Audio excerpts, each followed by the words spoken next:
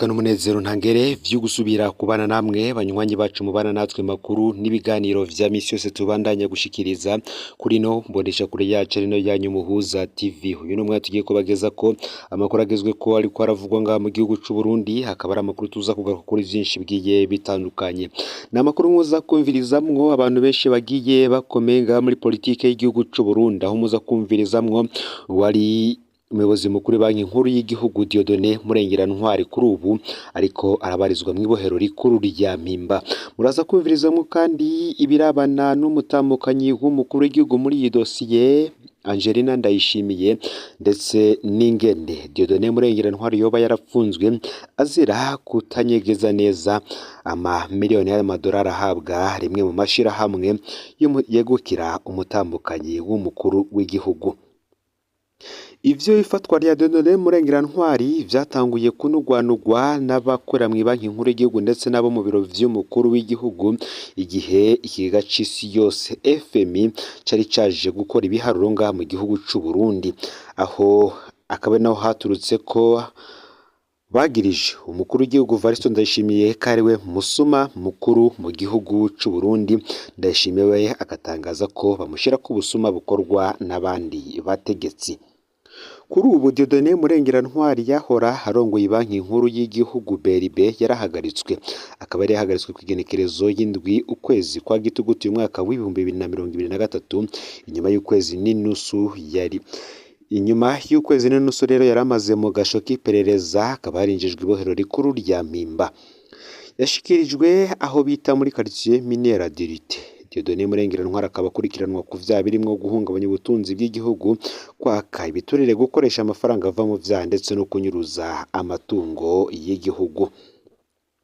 Dieudonné Murengerantwari aja gufatwa, uyu akaba mbere yuko tubabwira ivyo gufatwa vyiwe ndetse naho umutambukanyi w'umukuru w'igihugu Angelina Ndayishimiye yinjirira muri iyi dosiye, twibutse ko igenwa rya Dieudonné Murengerantwari mu buyobozi bw'ibanki nkuru y'igihugu BRB ryari ryarabaye muri Myandagaro umwaka w'ibihumbi 2022. Ico gihe ubutunzi bw'igihugu bwari bugeze habi, amafaranga mvamakungu ntiyaboneka ndetse n'ifaranga ry'u Burundi ryari ryarataye agaciro bikomeye.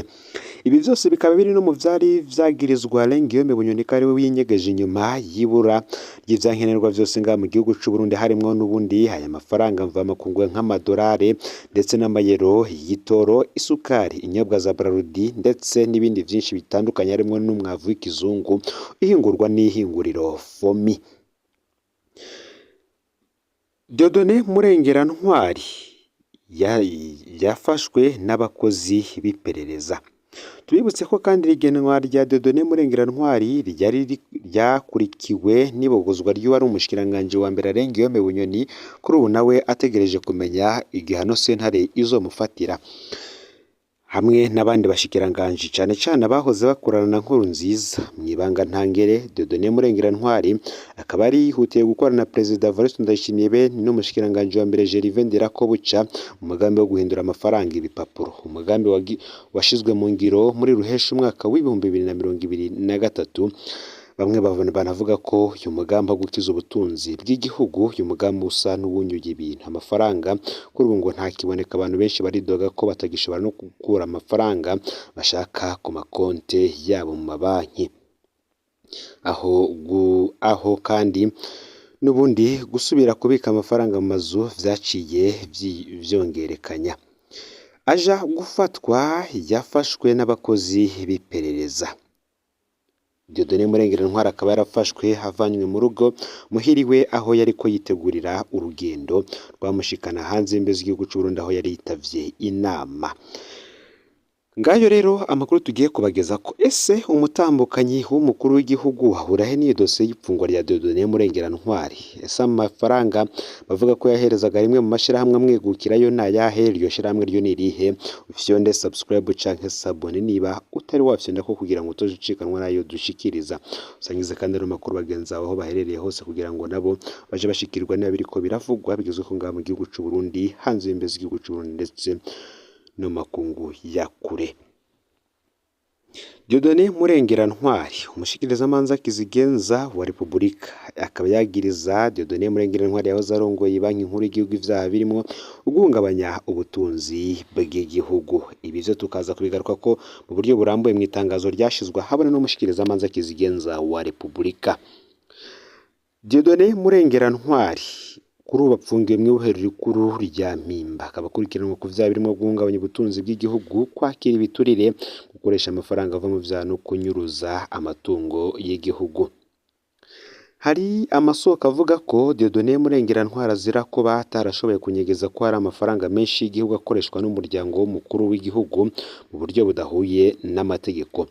Akaba havugwa amamiliyoni y'amadolari ahabwa ishirahamwe Prestige rivuga ko ari irya Angelina Ndayishimiye. Perezida Ndayishimiye we nyene nk'uko nabibabwiye akaba aherutse gutangaza ko ikigo c'isi yose FMI camwagirije ko ari we musuma mukuru mu Burundi.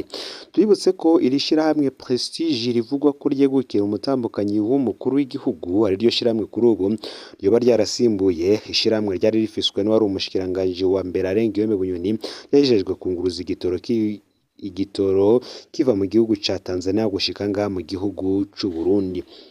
Iri n'ishirahamwe kandi ngo rihabwa amahera menshi mvamakungu y'amadolari binyuze mu banki nkuru y'igihugu nyene. Ibi rero ngo Dieudonné Murengerantwari bikaba biri muri bimwe ariko yagirizwa kuba ataranyegeje ibiharuro vy'ayo mafaranga yose bigaragara ko asohoka mu banki nkuru y'igihugu ariko aho agiye hatazwi. Nk'uko rero biri mu itangazo ryari ryagenewe abamenyesha amakuru ryasohowe n'umushikirizamanza kizigenza wa Repubulika, ryari riko rimenyesha ko uyu wahoze arongoye banki nkuru y'igihugu BRB Dieudonné Murengerantwari yahagaritswe ku mvo z'amatoza co kimwe n'umudandaza azwi ku izina rya Niyonsaba Sylvestre bivuga ko bakoranye ibi vyaha. Dieudonné Murengerantwari na Niyonsaba bakaba baragirizwa ivyaha vyo guhungabanya ubutunzi bw'igihugu, kurya ibiturire vy'umurengera, kunyegeza amafaranga hamwe no kunyuruza amatungo menshi ya leta. Aho umushikirizamanza kizigenza wa Repubulika Leonard Manirakiza yamenyesheje ko abo babiri bariko barabazwa kuri ivyo vyaha bagirizwa. Ku mvo z'amatohoza rero aba barapfungiwe mu gasho k'iperereza i Burundi, i Bujumbura, murantunge mu gasho k'iperereza i Bujumbura. Aha rero akaba ari naho bahatiwe ibibazo bitandukanye n'abakozi bakorera iperereza. Mu nyuma yo kubumviriza kuri ubu Dieudonné Murengerantwari akaba apfungiwe mu ibohero rikuru rya Mpimba, aho nawe ategerejwe kuraba ibizova mu rubanza rwiwe uko bizogenda. Tukiri kandi ku makuru harabana n'ivy'ubutunzi Parsem ntitahura icideni ry'imiliyaridi 600 leta yaraniye amabanki ryakoze mu gihugu. Ishirahamwe ryishinze gukangurira abarundi guhindura ingendo Parsem risaba isubirwamo ry'integuro y'amafaranga leta ikoresha ngo kuko uburyo butunganijwe biri mu bisongera isibe mu bukene Burundi burimwo. Faustin Ndikumana arongoye ishirahamwe Parsem akaba yaritangaje mu kiganiro yahawe abamenyesha amakuru aho iryo shirahamwe ryari riramutse rishikiriza umwihwezo ryagize ku bijanye n'amafaranga leta ikoresha buri mwaka. Uyu muhinga mu vy'ubutunzi akaba kandi adatahura icideni ringana na miliyaridi 600 leta yaraniye amabanki yo hagati mu gihugu ryakoze mu gihugu mu gihe ibisata nka vyose vy'ubuzima bw'igihugu biri mu ngorane zidasanzwe. Mw'ico kiganiro Faustin Ndikumana akaba yarababajwe cane nuko amashuri abandanya buri bikoresha abaganga batakazi bakaja gukorera mu bindi bihugu, amabarabara yononekaye, amazi akaba ikibazo, ubushikiranganji bandanya gukorera mu mazu y'abantu canke ibisata vya leta bibandanya gukorera aho bipangiye n'ibindi mu gihe amadeni leta yagumye isaba idahengeshanya. Kubwa Parsem ngo ivyo vyose ibona ko biva ku kuntu ingurane leta iba yatse mu mabanki itayikoresha ibikenewe vyofasha kuduza ubutunzi bw'igihugu. Nk'inyishu irama Parsem itanga kw'ico kibazo ngo nuko leta yokoresha amafaranga mu muco, hagakoreshwa amafaranga hisunzwe imigambi yihuta kandi narwiza umwimbo, hamwe rero no kumenya gukoresha neza amadeni. Kukijanye no gutunganya neza imigambi, uyu arongoye ishirahamwe Parsem Faustin Ndikumana abona ko ubushikiranganji bujejwe gutunganya ibikorwa vya leta bwosubizwaho, gutyo ntihasubira kuba imigambi ihitamwo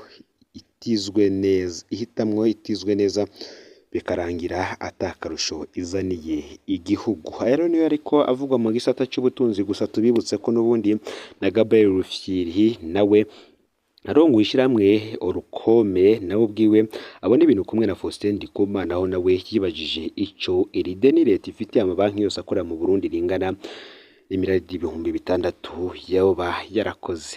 Fyonda subscribe canke sabone rero niba utari wafyina ko kugira ngo utoje ucikanwa nayo dushikiriza, usangiza no makuru bagenzi bawe kandi aho bari hose kugira ngo nabo batoje bacikanwa nayo biriko biravugwa bigezwe ku ngaha mu gihugu c'u Burundi, hanze y'imbezo igihugu c'u Burundi ndetse no makungu ya kure.